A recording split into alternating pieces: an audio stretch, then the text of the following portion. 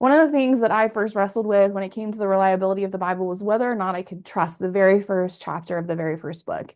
Sometimes it's argued that because there are records of creation narratives that are older than the biblical record that exist in other ancient Near Eastern cultures, then that means that the Bible was copied from them and that the Bible is not unique. One example is the one that we have right here. Let me pull it up on the screen for you. We have a copy here of, a parallel between the biblical creation narrative and an ancient Near Eastern Babylonian creation narrative called the Enuma Elish. Notice here that the Enuma Elish is from the 19th century. We're talking Old Testament, which means that the numbers go backwards. So 19th century is 400 years older than the 15th century. And so if we take a look at the details here, we do see a lot of parallels. In the Babylonian creation narrative, we see that the light emanates from the gods, then there's the creation of the firmament, the creation of dry land, then the creation of the heavenly lights. There's no record of the creation of the animals in that particular text, but then it does go on and talk about the creation of mankind and that God rests and celebrates with a banquet. So a lot of parallels with what we see in Genesis.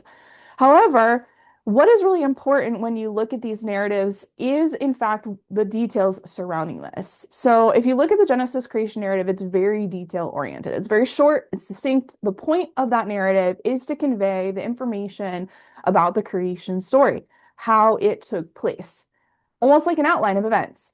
However, if you look at the Babylonian creation narrative, it is actually mixed into a lot of theological context related to the Babylonian religion. The storyline is very different. So in that one, there's a divine conflict. There are upper gods and there are lower gods, and the lower gods serve the upper gods. A divine conflict takes place, and Tiamat, the mother goddess, is killed by Marduk. From her body, the universe is created, and from her co-conspirator, Kingu's blood, mankind is created in order to serve the gods. Mankind is created for the purpose of taking over those undesirable tasks that the lower gods didn't want to do. So notice there's a hugely different theological message. In this particular text, mankind is created for the purpose of servitude and out of bloodshed, which is very different than in Genesis, where mankind is created out of an overflow of God's love and a desire to create. But in addition to that, one of the things that's really important to take note of is that when we have two different texts and one of them is more mythological than the other, it's unlikely that that one is the source text. Why? Because things become more mythological and less detail oriented as they go on.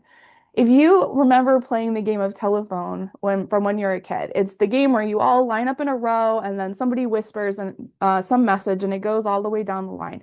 And the funny thing about that game is the fact of how different the message becomes by the end of it. The same kind of thing is talked about here. What we have is that as stories continue to progress through culture, they don't become more detail oriented and more accurate over time. Rather, they become more mythological over time.